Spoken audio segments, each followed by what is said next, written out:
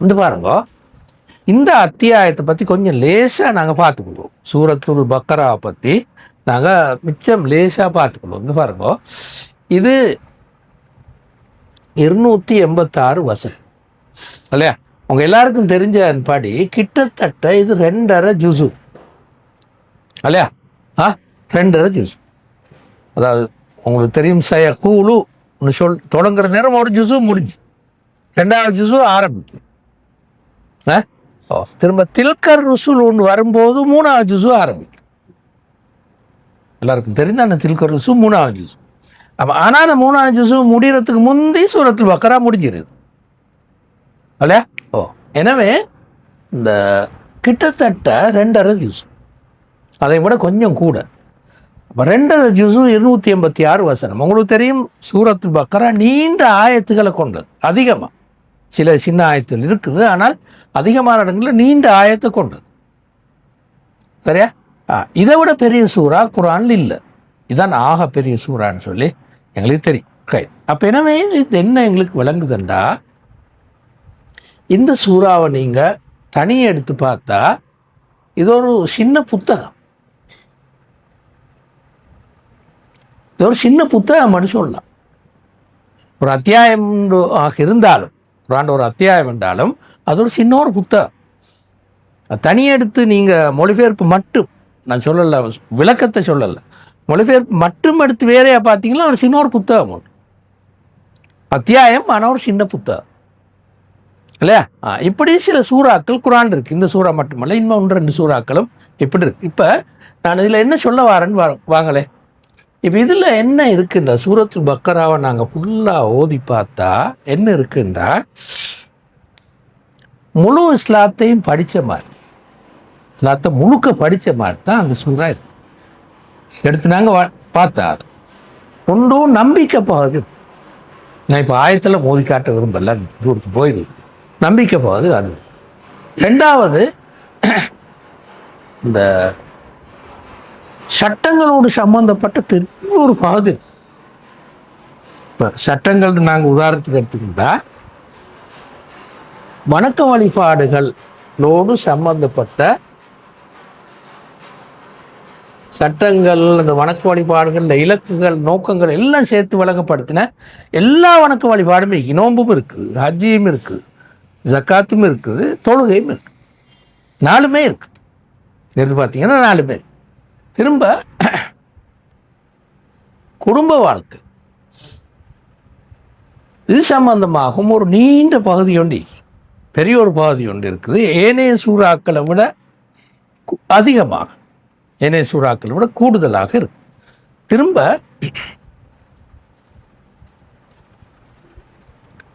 பணக்கொடுக்கல் வாங்கல்கள், உதாரணமாக வட்டியை பற்றி இருக்கு, சதக்காவை பற்றி இருக்கு, ரஹன் அதை ஈடு வைக்கிறத பற்றி இருக்கு, கடன் கொடுக்கறத பற்றி, கடன் கொடுக்கறது வாங்கிறது அது சம்பந்தமாக இதெல்லாம் சேர்ந்து பணக்கொடுக்கல் வாங்கல்னு ஒரு பெரிய ஒரு பகுதியும் இந்த சூழல். சரியா? திரும்ப இந்த கருத்தும் கூட இந்த சூழல் இருக்கு.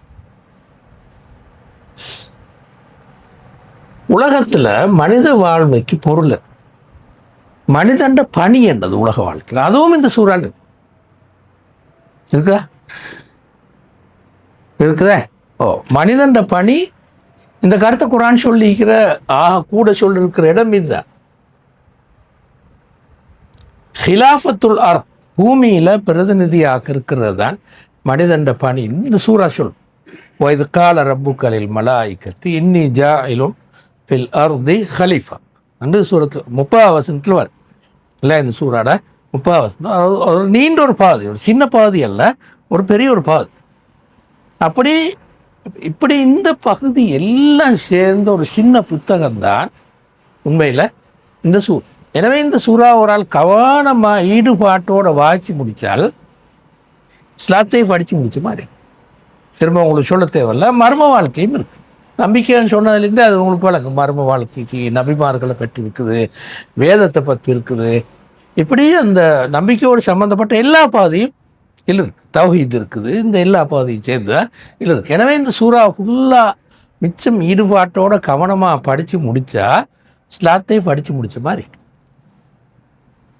இஸ்லாம் எங்களுக்கு தந்த பொறுப்புகளும் கடமைகளும் என்னன்னு பார்க்கணுமெண்டா சூரத்துல் பக்ரா அப்படியே பார்த்தா பெரும்பாலும் அதுளுக்கு அடங்கும்.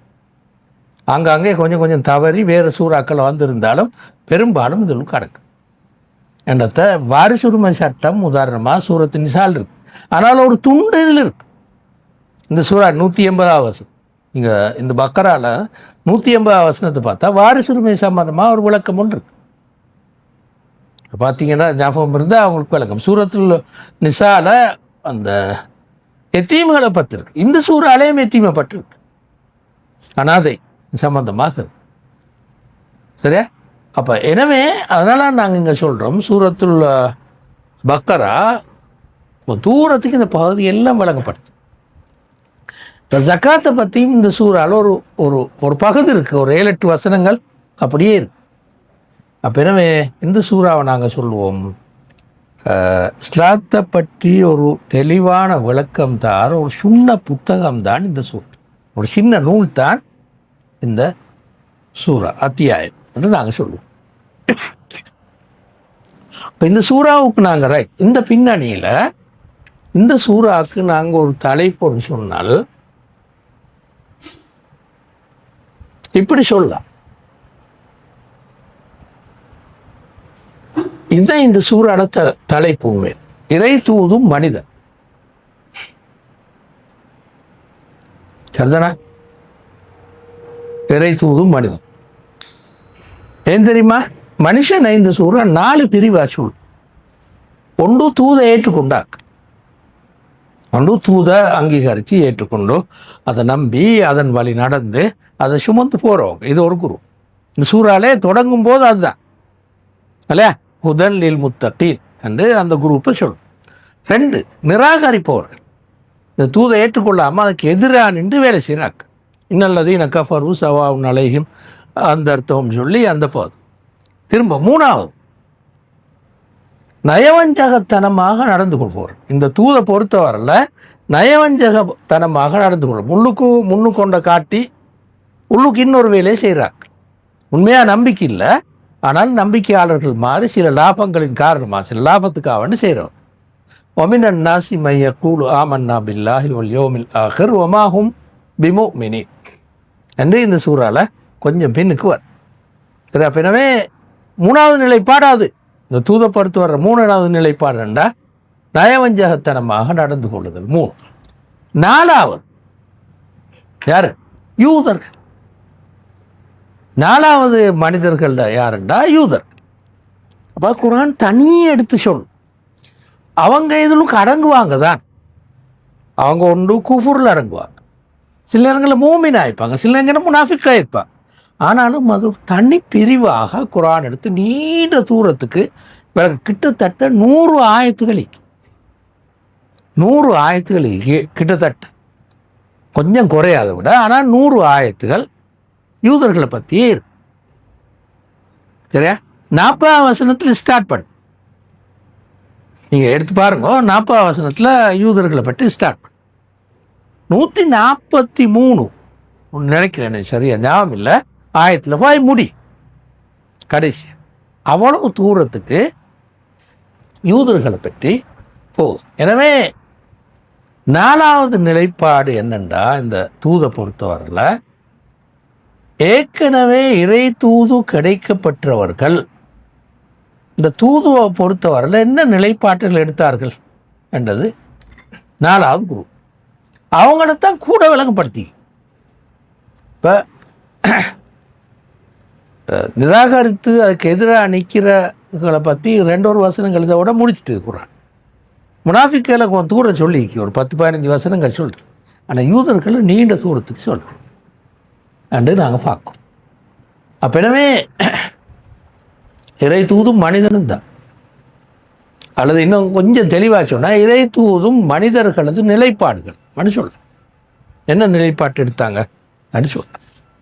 சரியா? இதுதான் இந்த சூறாட போக்கு. அப்போ குர்ஆன் என்ன செய்யுதுண்டா, எப்படி இந்த சூரத்துல் பக்ராவை கொண்டு போகுண்டா, முதலாவது இறை தூதும் மனித நிலைப்பாடுகளை மட்டும் சொல்லும். அதை மட்டும் ஃபஸ்ட்டுக்கு முத்தக்கூன் தூதை ஏற்றுக்கொண்டு அது பின்னால் போகிறாக்கள், 2 எதிர்த்து நிற்பவர்கள், 3 முனாஃபிக்கு, 4 இந்த யூதர்கள் சொல்லி அது எல்லாம் முடித்தோடனே திரும்பி ஸ்டார்ட் பண்ணுது. எப்படின்னா இந்த முதலாவது நம்பர் யார்? ஈமான் கொண்டு ஏற்றுக்கொண்டாங்க. முத்தக்கூன்கள் எப்படி நடந்து கொள்ளணும்? இப்போ நீங்கள் தூதை ஏற்றுக்கொண்டீங்க தானே, நீங்கள் எப்படி பின்பற்றணும் தூதை? உங்களுக்கான வழிகாட்டல் என்னன்றது இந்த 4 குரூப்பை முடிச்சதுக்கு பிறகு குரான் ஸ்டார்ட் பண்ணி சொல். இங்கே பக்கரா ஓதி பார்த்தீங்கன்னா வழங்கும் அப்படித்தான் ஸ்டார்ட் பண்ணி சொல். அதிலே வந்து முடிச்சுட்டு அதே கருத்தில் அப்படியே வந்து முடிச்சுட்டு அந்த முடிவு தான் இந்த இப்போ நாங்கள் பார்க்குற 2 வசனமும் அந்த முடிவு. இந்த தூதை ஏற்றுக்கொண்டவர்களுக்கான வழிகாட்டல்கள், பொறுப்புகள் எல்லாம் சொல்லிட்டு அவங்களோடு இந்த சூறா முடிச்சு விடுது. அதான் நான் காட்டுறேன். அதான் இந்த சூறா ஓதுன்னு ஒன்று என்ன விளங்குமெண்டா,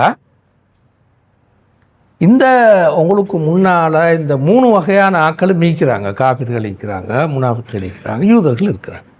ஆனால் நீங்கள் எப்படி இந்த தூதை சுமந்து என்ன மாதிரி போகணும் என்றதை அல்லாஹ் மிச்சம் தூரம் விளங்கப்படுத்திட்டு கடைசியாக முடிச்சு வைக்கும் போதும் அவங்களோட முடிச்சு வைக்கணும். தூதை ஏற்றுக்கொண்டவங்களோட முடிச்சு வைக்கணும். முடிச்சு வைக்கும் போதும் அவங்களோட வார்த்தையாலே சொல்லி முடிச்சு வைக்கணும். அல்லாஹ் தான் சொல்கிற, ஆனால் இந்த ஈமான் கொண்டவங்க சொல்கிற மாதிரியான வார்த்தை தான் அங்கே வரும். அவங்க பேசுகிற மாதிரி தான் அல்லாஹ் சொல்லி அப்படியே முடிச்சு வைக்கிறது நான் காட்டுறேன். எப்படி அவங்களோட வார்த்தை வருதுன்றா பிரார்த்தனை வடிவத்தில் வருது. பிரார்த்தனை வடிவத்தில் வருது. இப்போ உங்களுக்கு தெரியும் சூரத்துல் ஃபாத்திஹா பிரார்த்தனை. அல்லாஹ் பிரார்த்திக்கணும் ஒன்று இல்லை தானே, மனுஷன்தான் பிரார்த்திக்கணும். இப்போ மனுஷன் நாவால் மனுஷன் பேசுகிற மாதிரி அல்லாஹ் சொல்கிறேன், இப்படித்தான் நீங்கள் பிரார்த்தனை செஞ்சால் இப்படித்தான் நீங்கள் செய்யணும் அப்படின்னு சூரத்து அல் ஃபாத்திஹா எங்களையும் சொல்லுச்சு. சரியா? ஃபாத்திஹா என்ன சொல்லுது? என்ன பிரார்த்தனை? நேர் வழி காட்டுவாய், எஹ்தின ஸிராத்தல் முஸ்தகீம், நேர் வழி காட்டுவாய், அதுதானே? ரைட். இப்போ சூரத்துல் பக்கரா எப்படி தொடங்குது? ஹுதன் லில் முத்தகீன், நேர்வழியை கேட்டியா, இந்த நேர்வழி, இந்த குரான் தான் நேர்வழி. ஆனால் ஒரே ஒரு ஷர்த்து, தக்குவா உள்ளாலா ஈக்குவல். அப்பான்னு இது பயன்பாடு, இந்த நேர்வழி பயன்பாடு என்று அப்படி தொடங்கிச்சு. ஹுதன் லில் முத்தகீன்னு சூரா தொடங்கி எப்படி முடிச்சதுண்டா, அந்த முத்தகீன்கள் இந்த தூதை சுமந்து ஒரு பிரார்த்தனையோடு போவாங்கன்னு முடிச்சு. அதான் பிரார்த்தனை. இந்த தூதை சுமந்து அந்த தூதை சுமந்து அதை நடைமுறைப்படுத்துகிற ஆக்கள் பிரார்த்தனை என்ன மனநிலைக்குமா அவங்களுக்கு? பிரார்த்தனையெல்லாம் மனநிலை நல்லா விளங்குது. அந்த மனநிலையை சொல்லி பிடிச்சி விளங்குது. அந்த 3 சூரத்துல் ஃபாத்திஹா, சூரத்துல் பக்கராட ஆரம்ப வசனம், கடைசி பாதியில் அந்த கருத்து ஒழுங்கு விளங்குதானே அவங்களுக்கு. அதான் இந்த சூறாட போகும். அப்போ எனவே அவங்களோட மனநிலையை சொல்லி முடியுது. கடைசி என்ன மனநிலைண்டா, இந்த மனநிலை நாங்கள் இப்போ அதை விரிவாக பின்னால் பார்ப்போமே. இதுதான் இந்த சூரத்துல் பக்கராட இறுதி வசனத்தில் ஒழுங்கித்தான். இப்போ நாங்கள் தான் படிப்படியாக ஒவ்வொன்றா பார்ப்போமே.